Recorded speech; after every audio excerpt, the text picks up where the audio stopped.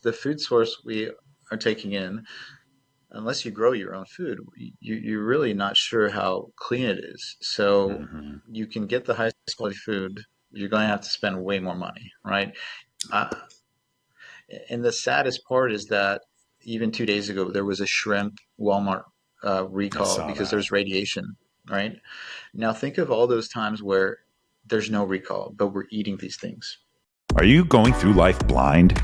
This is Eyes Wide Open with Nick Thompson. On this podcast, we share knowledge and stories that build human connection while elevating stigmatized societal issues such as mental health, holistic wellness, culture, free speech, and more. All to ensure we show up in the world with our eyes wide open. Watch, so it doesn't matter. All right, we are recording. All right. Hello, everyone, and welcome to this episode of Eyes Wide Open. Our guest today is Dr. Greg Burzynski. Dr. Burzynski is a medical doctor who's a board-certified internal medicine doctor, and he's also a leading voice in preventative health, integrative and functional medicine, and an expert in longevity science. He's also the founder and leading doctor, and I think CEO, of the Houston Concierge Medicine and Wellness Center. Dr. Burzynski, or do you like to go by Dr. Greg? I didn't even ask you. Dr. Greg's fine. Dr. Greg, it's going to be easier to say and remember. Dr. Greg, thanks for joining us today. How are you? I'm great. Thanks for having me, Nick. Yeah, I'm excited to talk to you. I know a little bit beforehand we were talking about my excitement around integrative medicine, functional medicine, preventative care, longevity. I had a wake-up call about longevity with a hip injury a couple of years ago, and it kind of like showed me my mortality. And I just turned 40 not that long ago, as I just told you. So I'm very into this stuff as a 40-year-old man who wants to stay healthy, stay mobile, and not have a hip replacement at 40. So excited to talk to you today and hear your thoughts and gain some of your expertise and experience in all of these matters. But before we get into that, I want to know a little bit about you with my favorite question to ask, which is, what did you want to be when you were a little kid? How'd that change over the years and then lead you to becoming first a doctor? And then we can kind of take that into how you got into the functional medicine and longevity side of things. Yeah, of course. So I was the son of two doctors. My mom was a obstetrician gynecologist in Poland, and when she moved here, escaping communism, she was married to my father, obviously, and he is a cancer researcher. So dinner table conversations, medicine, it was kind of the expected thing that we should just become a doctor, right? And then the intersection of you're helping people. This is amazing. People with serious diseases are getting better, especially in the cancer field. So, wow, this is kind of cool. And I get to get paid for it, right? So, I'll take that. So, that was my path. And like a lot of immigrant parents, they tell you, become a doctor, attorney. So I was put into that bucket. And, I laugh jokingly. I'm kind of in a medical mafia. My sisters are married to doctors. My uncle is a doctor. My wife, Oh, wow. she's a doctor. Her parents are dentists. So it's kind of where we kind of felt comfortable. Now, will my kids Mm. become doctors? We'll see what happens. I don't even know what the next 3 years will look like, of course, in this world. So planning now careers is much different than back then, I feel. So Yeah, that's that kind of true. got me thinking, this is a pretty great way to dedicate oneself. And my father, being a cancer researcher, cancer doctor, had unique ways of helping people. And on that same path, it was to think differently, right? So the current system we have a lot of people, I think, opening their eyes and seeing, wait, there's, I think, better ways to do stuff. So I was always kind of privy to that. So the people that I met along my journey were already in functional medicine. Already, this was something that I could get that memo and take advantage of it. In your words, because I do actually want to talk a little bit about like traditional or Western medicine, but in your words, what are the differences between functional medicine and sort of traditional Western medicine? Well, I mean, I'm a gentleman that likes to use everything in my toolbox, right? So I'm going to use my knowledge of internal medicine and what I learned in the sick care system, but I also know that that's very limiting. So me being also uh, trained in integrative medicine, I appreciate that things that have been done for hundreds of years, thousands of years, are very important. So, when you open up your toolbox, there's a reason why you have all those tools and you should use them precisely. But if you're just stuck using one part of that toolbox and you're using a hammer to fix stuff, you might be not doing the best thing for people. So in my world, I try not to label myself because I just try to help people as much as possible based on what they're allowing me to do. Everybody has opinion on how they want to proceed. And some people say, no, I will never touch this medicine, or I will only do supplements, which is fair. But I like to kind of give them both sides of the story. So now I think both sides are sort of meshing together, but still that's not happening. Still, it seems like the world is very alternative, still are functional, and then there's just a standard of care, sick care system. So Mhm. I'm hoping that'll change in the next few months to years. Yeah, I think you're right. I think I had my wake up call a long time ago, actually, and realizing like this is kind of messed up, and there's not really a or not that there isn't. There are pills that will fix stuff, but there's also pills that treat a symptom and not a cause. And you can go down a path and be on a medication the rest of your life, or go through in my case, like a hip replacement at 39 years old. And I was like, there's got to be another way. And, you Yeah. kind of find these situations if you're curious and your mind's open to it. And I think you're right. Like the world seems to be waking up a little bit to some of these other options for treatment. And that integrative approach maybe gets to that root cause instead of getting to, just treating a symptom. Exactly. I'm all for that. And I try to reiterate that to people. But as you mentioned, it's when on your journey, that it comes to you, and you have to probably do your own research, right? And figure out what is the best way. Yeah, I have a podcast episode next week about doing your own research, which is a solo episode because somewhere Right. along the way that became taboo. So I got to ask you, which by the way, like doing your own research, that used to just be reading, learning, and I can see now on the internet there's pretty much a reputable source for anything that you want to believe. So, Mhm. doing your own research, you got to pay attention. But when you say do your own research as a doctor, I would imagine there's scenarios where people come in diagnosed already from WebMD and Google search and probably now Chat GPT as well. So when you say do your own research, what does that mean to you, and how do you encourage people to do that? Well, I mean, it depends what the problem is, right? So if it's something super serious like cancer, or the fact that you're fatigued, right? What does that mean? What blood work or workup is being done when you go to the doctor's office? If you just go to a straight insurance visit, you're going to be given a very basic assessment. And then the doctor might throw his hands up in the air and say, well, you're fine, but you don't feel fine. So that's Mhm. where the true art of medicine comes out, where you have to go take a deeper dive into these things. But just off the bat, me as a clinician, I can look at somebody and be like, this is what I think is happening. But then I have all these tools in my toolbox to take a deeper dive. But if we're only using 1/10 of all these things, then that's very limiting. Now, today we have the wonders of all our chat GBTs and language models, and those are kind of allowing people to do that perhaps. We're able to, if you ask the right question, then you can maybe get other options, right? I think that's what's good in today's world of just information being democratized more. So it's not just the gatekeeper, the doctor in the white coat that is saying my way or the highway. You are able to make decisions and go deeper if you so choose to. Now, if you're just stuck on the treadmill on that conveyor belt and saying, I'll just follow blindly whatever that doctor's telling me, then that's your prerogative. But I think you have to understand in life, you have to take just more angles to things, especially if your health is the most important thing, which I think it is. You need to really get more opinions, not just with me, but other people. And I'm not going to get offended because that's the way I see helping you. And I'd like to refer to people that can give these people the benefit, right? Mhm.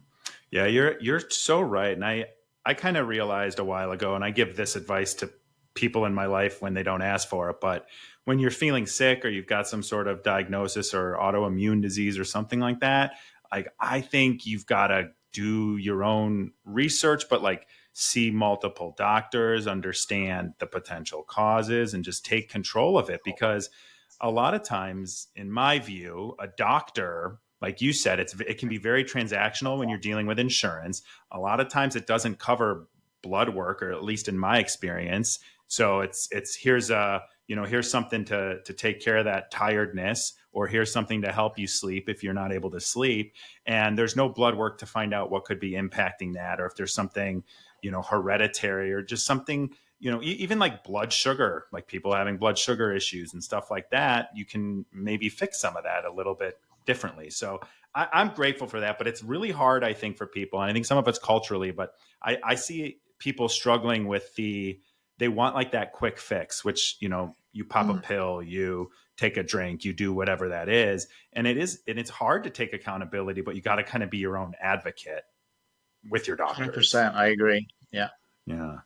Yeah. Whatever got you there to that sick state, it won't take as long to fix you, but it'll be a process. Yeah, exactly. Now we don't have to like dive into the depths of insurance, but you kind of alluded to this. Like you go to a doctor, and I don't get sick very often, but I got really sick this winter for like 3 months. It was like influenza A turned into a sinus infection, got a little bit better, got another sinus infection, turned into pneumonia. It was just like this horrible thing. And every time I went to the doctor, he was fine. He was better than most I have, but it was Hmm. very much like, why do I keep getting sick when I usually don't get sick like that, and Yeah. stuff like that. And so even seeing, like, I saw an ENT and ear, nose and throat specialist, and then she gave me a totally different perspective, and like, well, instead of treating that, why don't we figure out like why you keep getting sinus infections? So let's try some different things. And it was just like a very different approach that I appreciated. But I think Yeah. with insurance and stuff like that, you get kind of trapped into this. Well, they want to get paid by the insurance, and to do that, you got to like fit in this specific box. So do you deal with that in your experience, and as well with patients? Unfortunately, I do. It's one of those things where I do take some insurance still, so it's hard to unlock all the tools in that toolbox, but I Of do offer course. people things that hopefully can be included into that. So, Mm, with that being said, like you said, why are you getting, is there something irritating you? Is there something that perhaps does not serve you? And if so, and if you are still getting sick, there's things that we can do beyond just antibiotics. We can, you know, basically, this is it's a very similar story. A patient who had exactly what you're talking about, getting perpetually sick.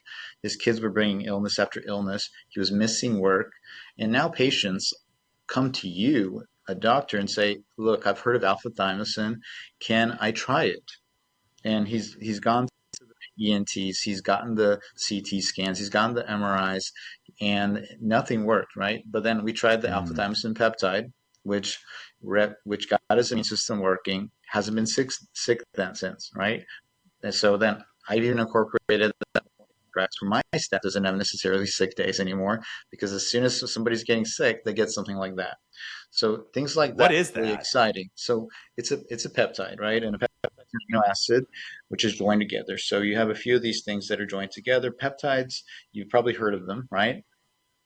I've More taken or them. less, Yeah. right? You have a Not bunch of this them. one. Well, Yeah. right. So this one is very interesting. It's actually approved as an adjunct for melanoma treatment, but we can use it off label and we can help rev up the immune system a little bit so we can fight off some of these viral infections. So you don't have to even get on that antibiotic. You can hopefully bounce back.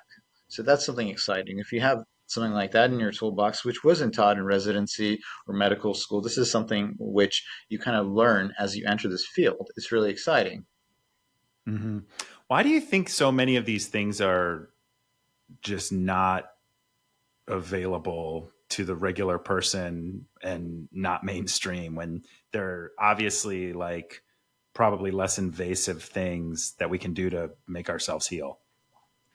I mean, I hate to use it's big pharma's fault, but it's kind of Mm, follow the money and the insurance, right? Because what pays the most? Going to the yeah. hospital, ER visits, and then getting these big pharma medications, right? So if there's an impetus to push that out, then unfortunately that's where doctors will be trained on using them more versus these things. Yeah. Sad, unfortunately.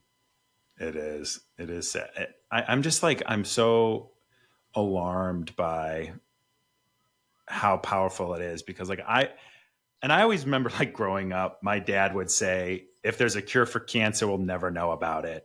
And I never understood that until I got older. I'm like, what are you talking about, Dad? Of course they would cure cancer if they knew how to cure cancer. But like it's almost, speaking of mafia, it's like a mafia or a cult Yeah. of some sort. And you're in it, and then you're stuck in it.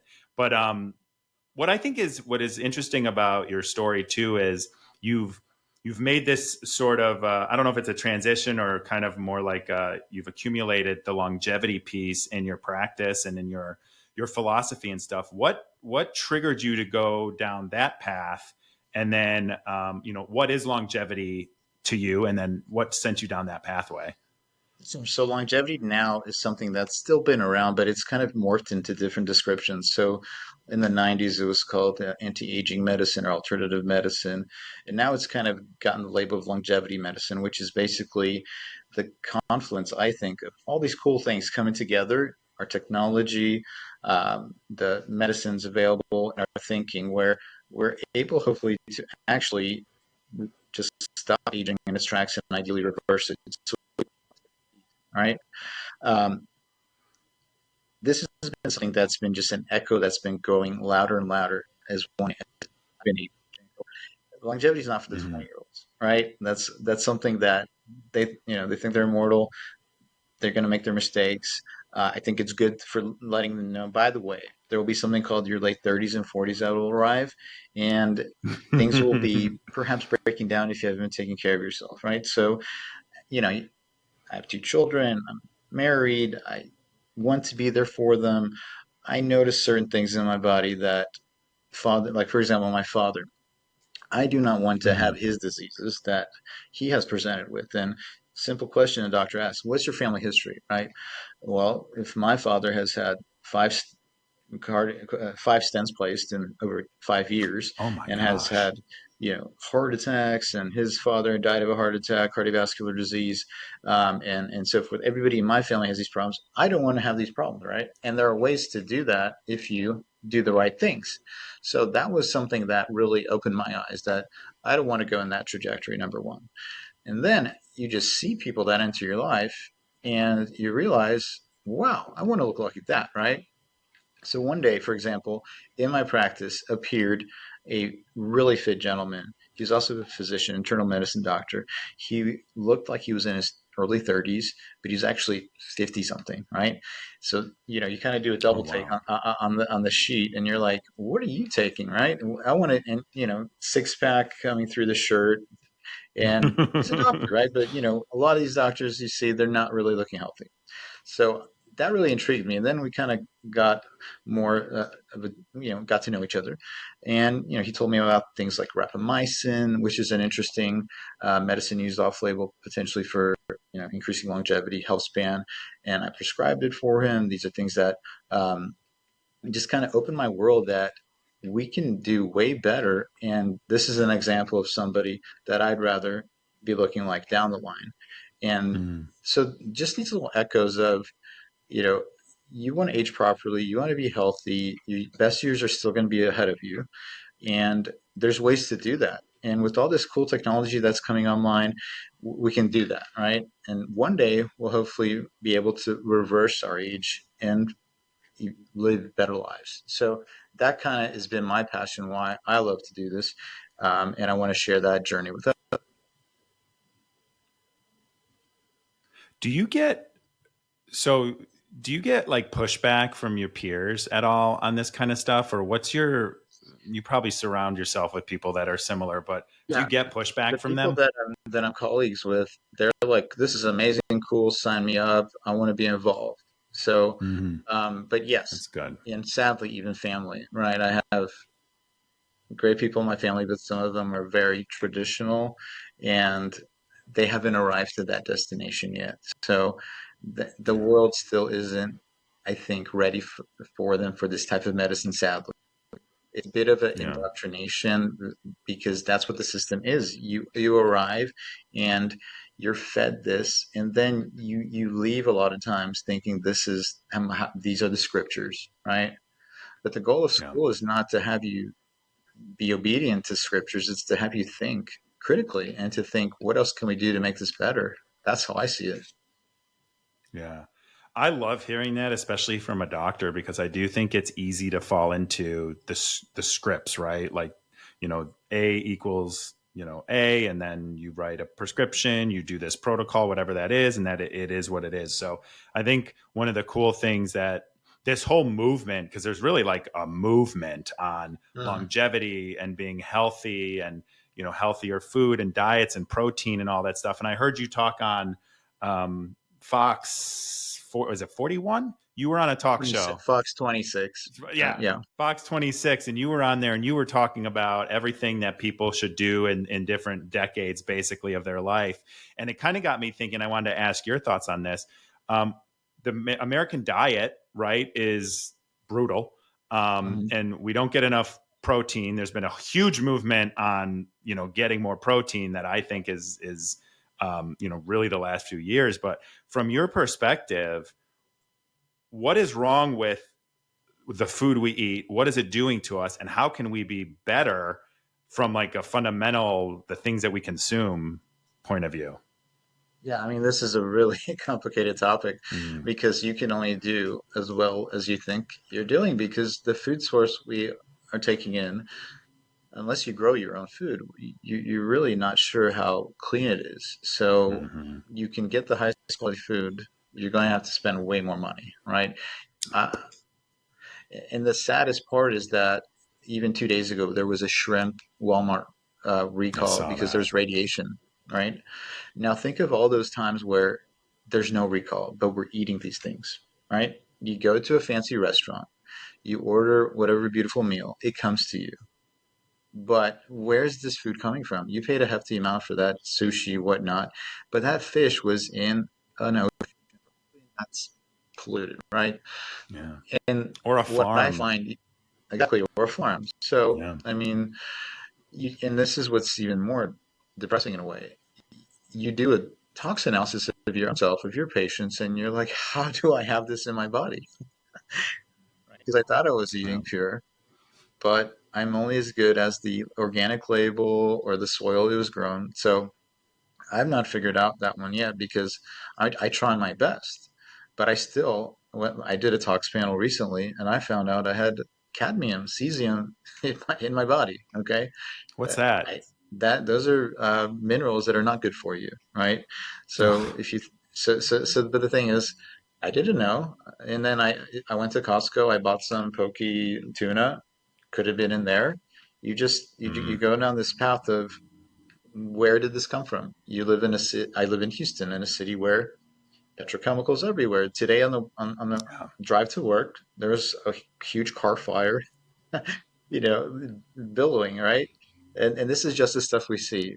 So this is just kind of, you can literally go crazy with thinking like this because our lives are much different than our grandparents' lives. Our grandparents, they didn't travel this much, they kind of stayed put, different things were in the soil. And now, unfortunately, more people are getting ill, and it's kind of a death by a thousand cuts scenario. And here we are, we're seeing this, and you can blame this or seed oils, but it's really a bunch of things together kind of come together along with the way we're differently living our lives, our EMF exposure, the lack of sleep, etc. It's so depressing. I get, So yeah, I don't have you all the know, answers, but I'm trying. Yeah, I, I got to tell you, like, I get super defeated, and I'm like, you know what? I can only control what I control, and I can do the best that I can, and that's it. Because it is in the air, it is in the food, it is in the water, um, it is in your walls, it's in your carpet, it's everywhere. exactly. Like the Well, chemicals. you have a house that's too old, it has mold. You have a house that's too new, it's off gassing, right? Yeah. And meanwhile we're just polluting the general air outside as well, so Mm, it's just crazy to me, and it's kind of defeating. But you if you take control like of what you can, and I try to eat very clean. I do go out to eat and do some cognitive dissonance exercises sure. when I do that. but I don't want to know where this steak was before or Right. anything like that. But I I try to mean, buy it, and I try yeah. to buy local. But even that, like if I go to my farmer's market, which I do Hmm. almost every weekend in the summer, you can take people at their word and you know them by their face and stuff. But like you still don't really know. Like the soil's been stripped of so many of the minerals that it's supposed to have just Exactly. by being turned Yeah. over so often. So you try the best you can, get the best Yeah. sources, and you hope you're doing the right work, right? Yeah, exactly. So, what advice do you have for people, even though we just kind of went the nihilist route? What advice do you have for people on like how to eat clean, in the grocery store, when you're shopping, when you're cooking, where you're getting your food from? What advice do you have? Because it all starts inside, right? And if you're not Yeah. doing the things you can to help your inside, it's going to manifest itself into something else. Try and eat at home. I think that's the best strategy. That way you control everything to the most you can. If you can find just an amazing restaurant that can accomplish this, of course, go there. We've been more and more ordering our food from reliable sources that have amazing products. So I think that's also a good thing. Um, Mm. yeah, I think the typical things like Whole Foods it will work, but we have a list of organizations that we order from to get that high quality food and cook it at home as much as we can. That's That good. yeah. Is it local or is it a business? We don't have to promote it. I'm just curious. No, so like Seatopia, for example, they have farm raised fish that don't have any microplastics. That's a good idea. I think if you want to have high quality seafood, there's some in Houston that have high quality meats that are verified. These are places I think that you should buy from. Um, Bread. We get some bread that's also very high quality. That doesn't affect our digestive system too much. And of course, getting a Now, where food do you get sensitivity. that? Because Where do we I've get? been yeah, I've been gluten Yeah. free since 2012, Hmm. and I don't want to eat gluten free bread either because it's just full of low No. quality crap.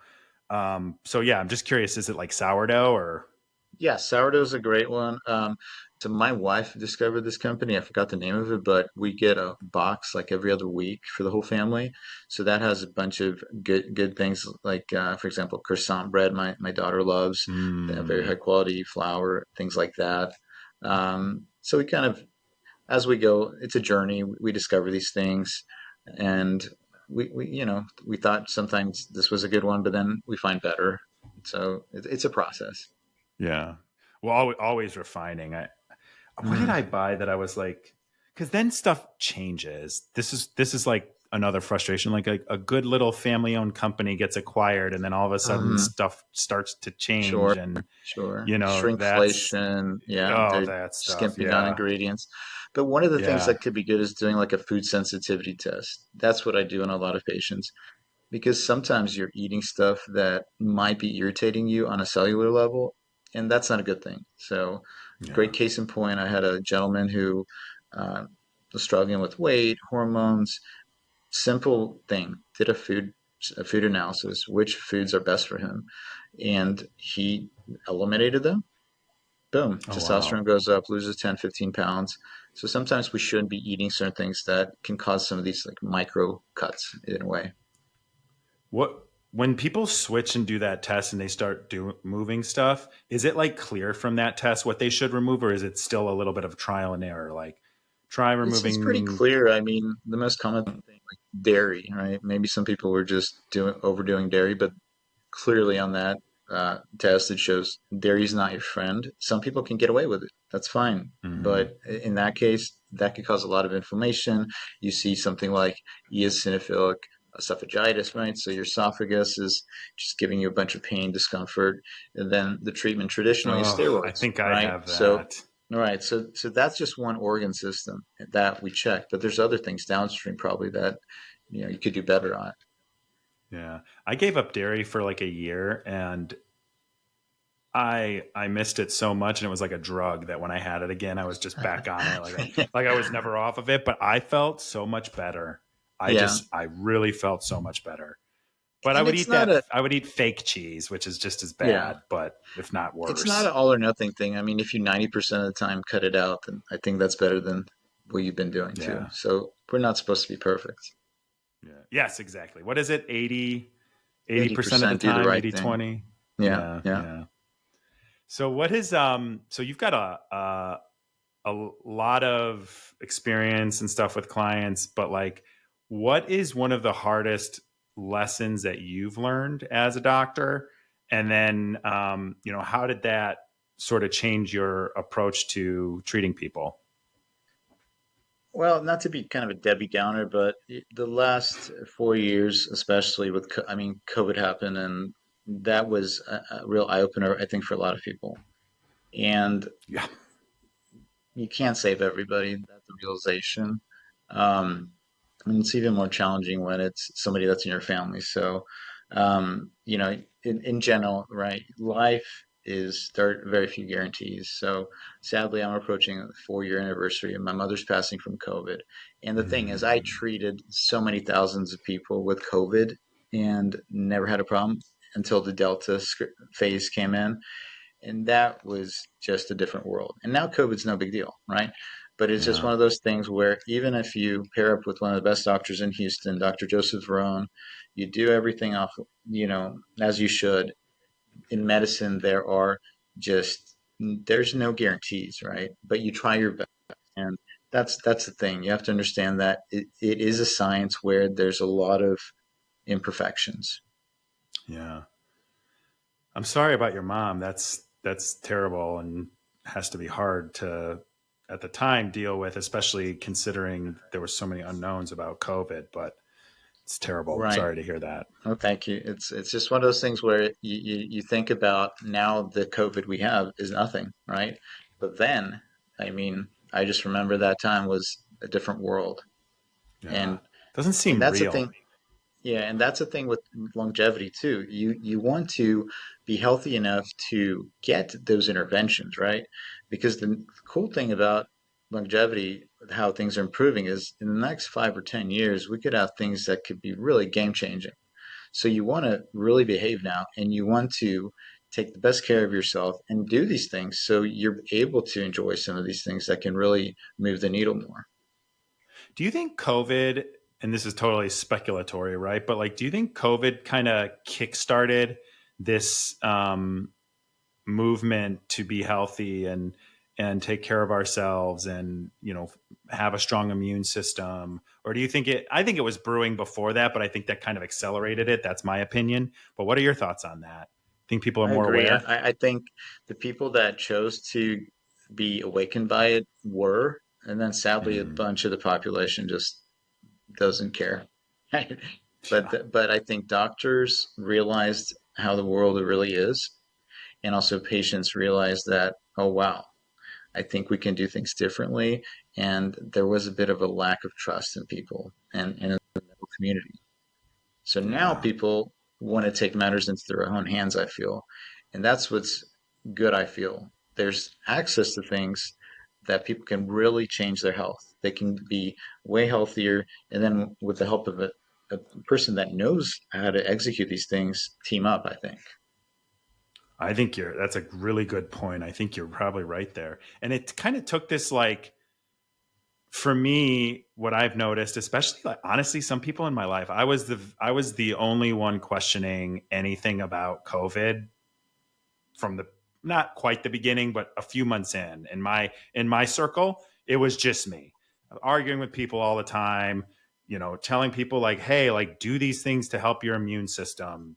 Like, I found out I was vitamin D deficient, so I started supplementing vitamin D, which is super important for the immune system, which but I feel like now I look, and the fact that COVID went down the way that it did kind of made people think, oh, well, if you know this wasn't truthful, or I don't want to be aggressive and say we were lied to, but that's how I feel, like we were Mm. not told the whole truth about COVID. It kind of makes you question other things. It's like, well, maybe these functional or holistic or supplementation, if they're saying it doesn't work or acting like it doesn't exist, there's maybe something to that. So why not go investigate? Why not try it?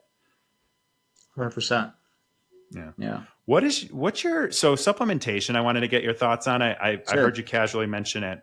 How do you feel about supplements in general, the supplement industry, and then how do you recommend people utilize supplements?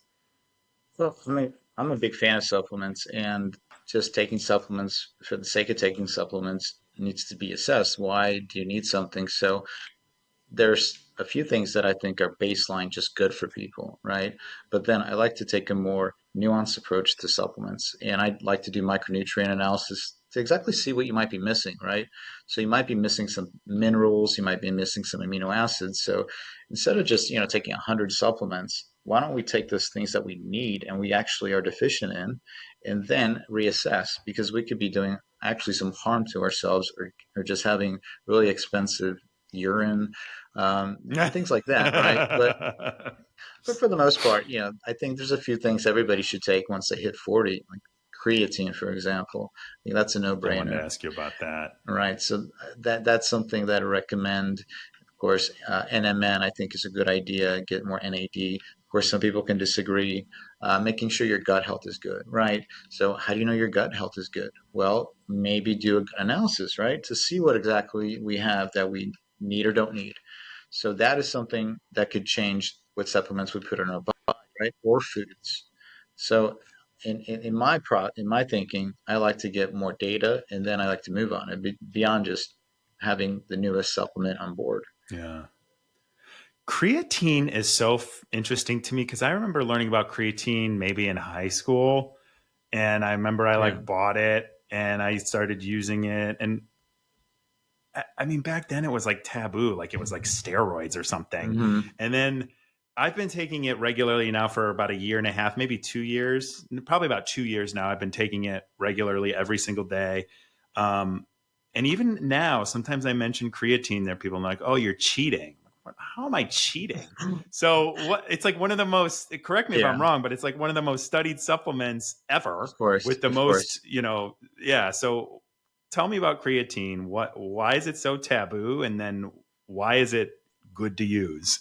I think probably like you mentioned, the bodybuilder community, the high school athlete that's just taking a bunch to get bulky for football. But then again, there's nuance to it. We don't need those mega doses when we're at this age. We just need a little bit and a little bit more perhaps. And then the data comes out and it shows all these amazing things that are being done if you ingest it, right? So you can have more BDNF being produced, right? That's brain-derived neural factor. So you're going to be Hmm. happier. You're going to have better glycemic control. So I don't think that's cheating necessarily, right? That's like saying I'm wearing glasses because I can't see very well, Yeah. right? So I think cheating, I would say, would be doing anabolic steroids, right? That's a different story, right? Yeah. That's cheating, right? But if you're just trying to get your physiology and all the things you're missing into your body, I think that's just common sense. Yeah, I agree. And the benefits I've even seen, again, I listen to a lot of podcasts and stuff like that or read, but like the if you take like 10 milligrams, I think it is, after not Mhm. sleeping well or only getting a few hours of sleep, like it kind of helps your brain function as if you had more sleep. And so if I don't sleep, like today, I slept very bad last night. And then I woke up and I did like two heaping five scoops today, or two scoops that were heaping. So it's probably like 12, 13 milligrams of creatine. And Mhm. I felt like it kind of helped me throughout the day, kind of focus a little bit and feel like I could process. Whereas early this morning, I was like, I don't even know how I'm going to get through today, let alone do Yeah, anything. I think So, it's common sense. I think use what we have and it's all about performance in the end. I tell people, yeah. I need to perform well for my patients, for my family, and there's things that'll make me do better. So when we're both 40s. I The majority of people that listen to this show are in their 30s and 40, or 25 to 40, and then the second one is like the next group up to 55 or whatever. So can we do what you did on that show? Tell me what people should be eating, people should be doing in their 30s, 40s, and 50s and on to maintain their health and give Sure. themselves some longevity. Sure. So, I mean, I think everybody's goal is to have good performance, to look younger than stated age, perhaps, and continue to have all those things that you had in your 30s onward. I think of my 30s as really a great decade. I think, you kind of have all the wisdom and your body's still in good shape, right? Till it's So not. then Yes. it kind of dissipates a little bit, right? So you kind of want to get more of that, right? And that's my goal, right? When I enter my 50s, I want to have that. So to do that, you have to kind of think about the future. So if you're misbehaving, right? What is misbehaving, first of all? Well, obviously, drinking too much, just Mm. being obese, sleeping terribly. Like these things will catch up with you. So you probably should course correct, right? So those Before are the you build the habits too. yeah, That's the exactly. Low hanging fruit. Get a baseline analysis of what your body looks like. Think about what your parents had as far as medical problems. If you want to avoid them, like I do, I think most people do. So kind of plan your journey of your 40s and 50s by getting your 30s properly set up. So eat the right food. So at that point in your life, you want to again know about the protein, right? If you're not getting enough mm, protein, you're going to be doing yourself a disservice because you won't have enough muscle mass. You may have visceral fat, and you don't want that because that's just going to add up and that's going to make everything harder. So make sure you eat, for example, like 20 to 30, 25 to 30 grams of protein 3 times a day. And I see people doing that, and then they begin to live their best life. Success breeds success, right? Getting hmm. baseline analysis would be great, like a DEXA scan, all right? You want to see what you look like internally, right? So a DEXA scan is an X-ray. I don't know if you've had one, but this is a really cool technology. It looks at your muscle percentage, your visceral fat, and bone health, right? Just from that Oh, scan, you get so much data, right? So if you have visceral fat, you need to eliminate it or know you have it so that and you can what eliminate. can you? What is visceral fat? I know what it Right. is, So but I so just learned visceral about it fat, recently. yeah, visceral fat is a fat that is the spillover fat. It's also the bad fat. So Yeah. it typically goes into our organs like our liver, our heart, pericardium, and it's another organ system almost, and it's secreting all these bad things that we don't want. So that's how we have an increased risk of diabetes, heart disease, cancers because of that problem. So it's like the marbled steak in the grocery store. So as much as possible, Mm. you want to get ahead of that, right? Because it's a downward slope after that point. So getting that assessment will tell you where you stand. If you're already good, then you need to maintain that. But if you already have problems, then you should get ahead of them because could be happening is you could be building plaques in your arteries, coronary Mm. artery disease, right? So what happens then? Horrible things could happen, such as a catastrophic heart attack, right? And you've heard of people that are in their 30s, they're one moment, gone the next, right? Yeah. Soft plaque bursts, and they looked healthy, but internally they didn't, right? So that's a good time to make sure you're not developing these things. So down the line, you want to stay ahead of them. And then you kind of focus on all the things that can make you into an even better person health wise, right? And I like to kind of say, you know, I want you to be an A student, right? And that's the thing. A lot of people think they're an A student walking into clinic, but nobody's perfect, I feel. And that's not the Hmm. goal isn't not to be perfect, but to be as good as you want to be, right? But Yeah. there's so many things that you can capture, and early you can hopefully course correct. So that's the most important thing I think for the 30s as you enter your 40s to just capture these things so that your 40s don't become a disaster. I joke from or think from what you're saying earlier. I have to tell you this story, but I used to play flag football like with my friends in leagues in my mid 20s all the way up until COVID. And the last season that I played, it was 2019, so I was 34. What is that? Yeah, 34. And this, I think I didn't play in like a year. And I got out there and it was just, a couple friends and a team, and we were in this league.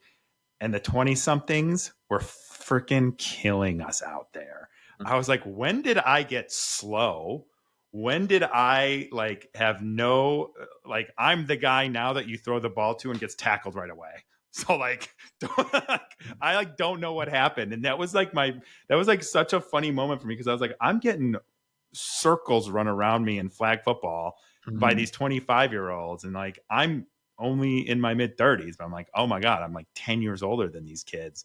But it like in your 30s, it kind of starts creeping in, and Right. then before you know it, you're in your 40s. And to your point, if you're not taking care of yourself and you're not doing the things to make yourself right, like it can snowball real quickly. And I've watched that happen kind of like in my family too. It's like my dad, probably in his late 30s or 40s, snowballed, and he's healthy ish, but it's just you just see it, and you see your family and stuff, and you just your friends, and it can just happen real quickly if you're not careful. It just happens so Exactly. fast. um so one other thing I wanted to, or a couple other things I wanted to talk about. What do you see in the medical field now and maybe in the next 5-10 years that gets you, one, super excited, and two, how do you think this field can change? Because I think we've seen a lot of change in the last 5 years, like we've talked about. So what do you see in the next 5 years? Right. Well, I think it's great that people are awakening to what's possible. And then we have all these things coming to a head, basically. We have, as you know, AI, right? Which right now, I think, what did Elon say today? That Grok 5 is really going to be AGI, right? So that Did he say means, that? I I didn't believe hear so. that. Okay. Scary, but maybe good. So that means that the problems we currently have should be able to be solved, right? Because new mathematical problems, physics will be essentially solved, and as well biological issues, right? So that's really exciting because right now all the things I mentioned are basic in the terms of we don't want to get certain diseases. So we have the cool tools to look into that, take a deep dive. But then what can we do to better do that, to really move the Mm, needle? Because we're doing things, we're introducing medicines, peptides, things like that, but they're probably going to be even better things to have us be more youthful, protect us from disease, and all the problems we mentioned that were a little bit depressing, right? Like toxins in the food. Perhaps there could be answers to that, right? So that's what's mm, really nice. I think we're going to have amazing answers for all these problems in aging because I see aging as a disease essentially, right? And yeah. with all the hallmarks of aging, we can tackle these things with all the ways that our current knowledge is not able to do that, right? So, for example, what will a doctor look like in 3 years, right? Will I have a Tesla robot doing most of my work, and then basically a patient is I'm here by the robot, but basically that Tesla robot is giving me some of the cheat codes here, right? Yeah. And then what will the treatment look like? So that's amazing, I feel. And medicine will be just vastly different in the next few years, just like so many things. So that gets me excited. Yeah. So, really, all these diseases that we've been seeing, obesity, for example, I think is becoming optional at this point, right? And on top of that, they're aesthetically as we want to be, that will be safe, right? So, Yeah. that's pretty amazing. And then on the genomic level, on our aging level, we'll probably have cocktails to reverse aging in a way, right? So that'll be amazing. If we could stop or slow down the sands of time and actually reverse them with the right things put in our body, right? So that's Yeah. just amazing, I feel. Yeah. It's, I just thought of when you were talking there was longevity and anti-aging, or however you want to say it, like reversing age. I think so many people in their head have it as a cosmetic thing, which it Mhm. is, right? That's why Right. we have the things that we do to our skin and our face. But like the reality is, like, you can do all the Botox and all the Right. facials and peels and everything you want to your face and to your body, but if your insides are still aging, it's ultimately going to cause you the same problems. Exactly. I have nothing wrong with those things, but those things really don't excite me. That's just Yeah. superficial level. And from Yeah. prior decades, the best we could do. Yeah, exactly. And I think that's kind of that what I meant to kind of get to was, I think that's sort of the surface of it, right? The Mhm. superficial piece of it, but maybe it kind of opens up people to think differently about it as more of a holistic, taking care of my outsides and insides. And I think that could be a really good thing. So we one last thing I wanted to talk to you about. So you're very passionate about this. Um, who is Dr. Greg outside of the doctor's office? What do you do for fun? You know, I used to play flag football, and I'm retired. So, what are some of those things you do for fun to stay active and sort of fill your cup outside of your work? Yeah, I love skiing, mountains. Nice, Colorado's one of my happy places. Spent a few weeks there this summer with the family. Um, nice. it's just getting out there in nature is what I love. Uh, Traveling, seeing the world, and being there for my family. It's so amazing. Just, you know, I was never one of those folks where I had to have kids, but once I had them, it was really cool. And every day, they always surprise me. The things they say. I have a 6 and a 9 year old, so Nice. that's a really happy. Uh, I've been told, and I agree. It's time for children, so it's amazing just kind of seeing the world through their eyes and again reliving certain things and the wisdom you have kind of trying to pass down to them as they kind of go through some of the things. That's cool. 6 and 9. That sounds fun. I have a nephew who's fun. What is he? 8 or 9 now. But I'm like, I can already kind of start to see the growing up pieces in him, and he's starting to get like these little independence things, and I'm just like glad he's my sister's problem. but but it's a good. I'm sure it's a really good age. I know I have fun whenever I'm with him. Um, so. I know I said one last thing, but now I've actually got one last thing.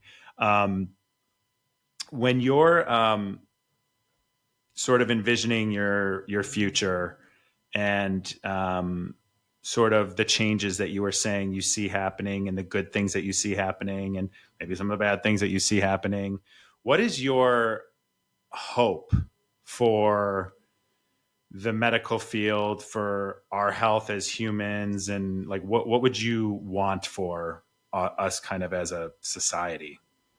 Exactly. I look for a beautiful, abundant future, but it could be bumpy, right? And with that is regulation, because all these good intentions may not come true if certain regulatory agencies don't allow that to happen. And initially, I think the future is already here, but it's just not there for everybody. So the thing is, I want longevity to be for everybody, right? I Mm-hmm. think it's just society will be better, they'll be healthier, but initially this is something that is more of a upper crust kind of a medicine, but it doesn't have to be. So if there are new interventions being released and Grok 7 develops this or that, it just shouldn't be for the 0.1%. I think that would be Yeah. a big failure. I think it should boost society. I think everybody should benefit. We don't need a sick society. I think we need to step away from those mistakes we've made. And hopefully, as doctors get healthier and they approach that realization, right?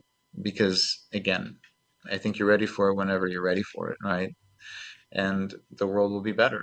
I hope that's Yeah. how it ends up being, and it's not just a Elysium community and then everybody else.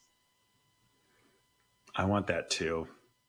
I'm not Yeah. very hopeful, but I like to joke and say I have the audacity of hope, but I'm not hopeful. Like I will have hope, but I think it's like I've said, with my hip thing, my doctor was like, "You're going to need a hip replacement. It's about pain management until you're ready to do that."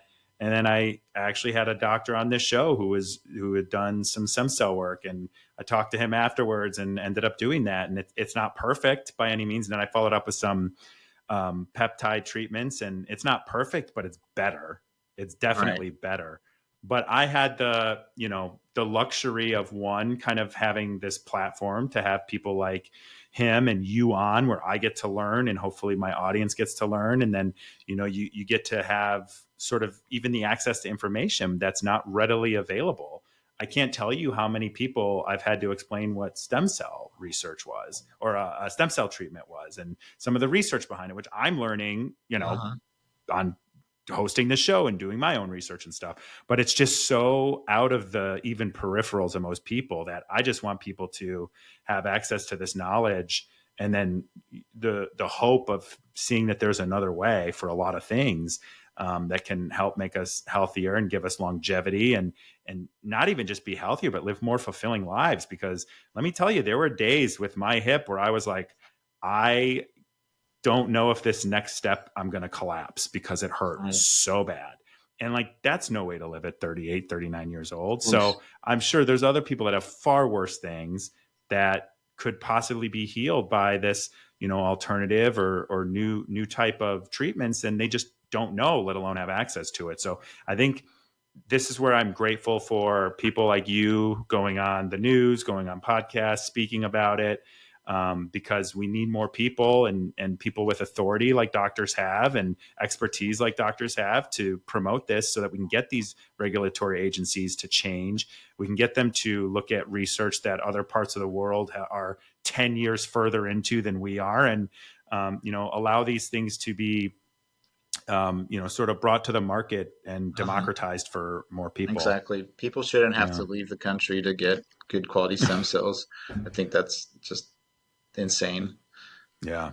It's totally insane. And they don't even recognize it.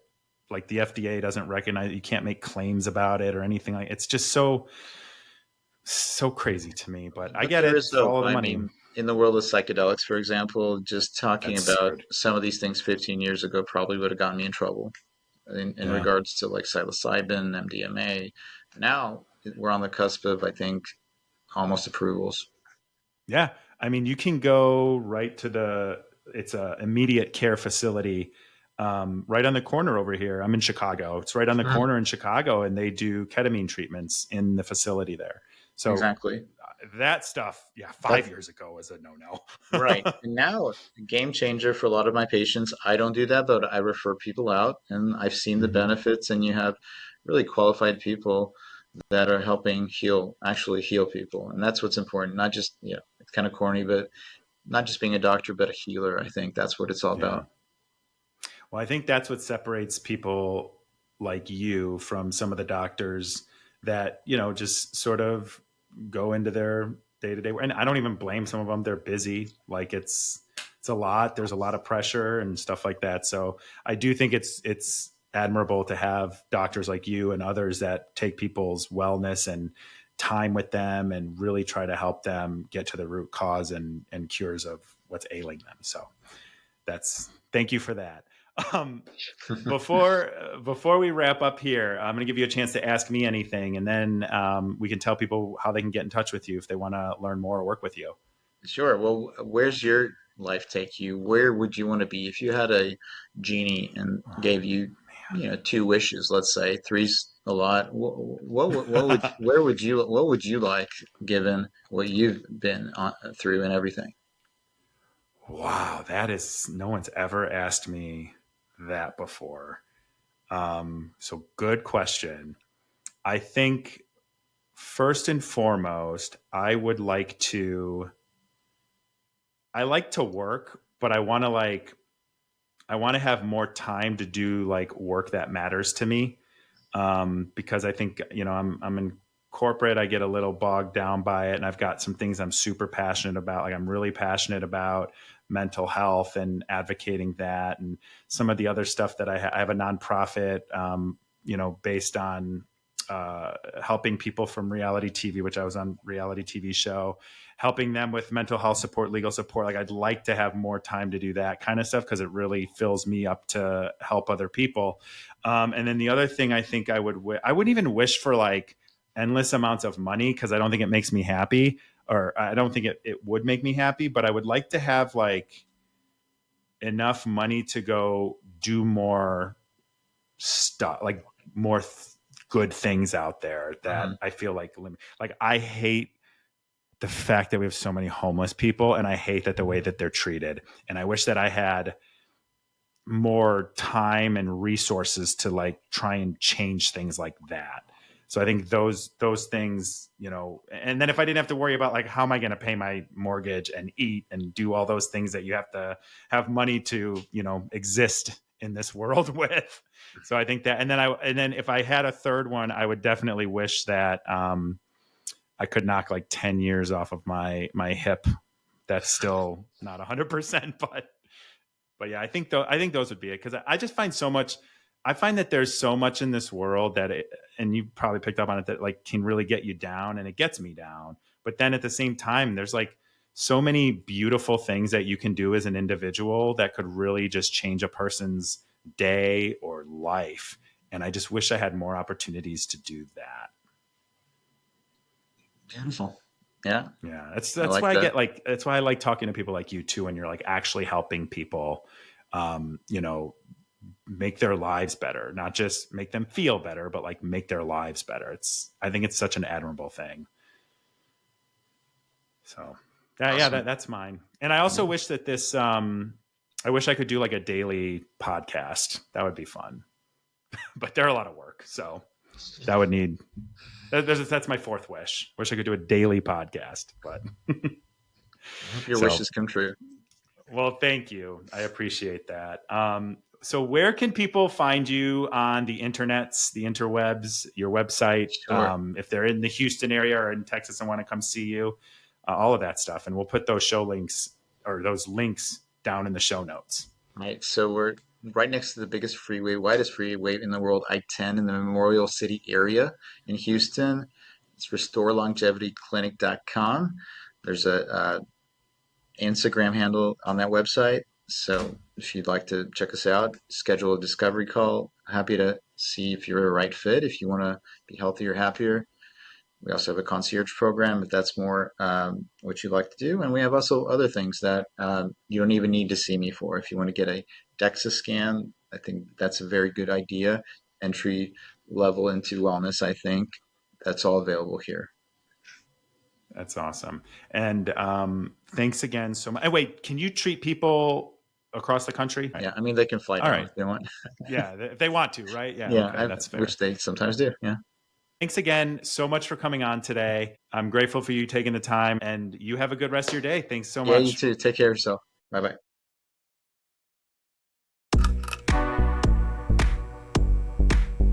Thank you for joining us on this week's episode of Eyes Wide Open. If you enjoy the show, the best way to support us is by sharing or dropping a review. For more information and content, check out engagewithnick.com or find me on Instagram at nthompson513. Don't go through life blind. Do the work so you can show up in the world with your eyes wide open.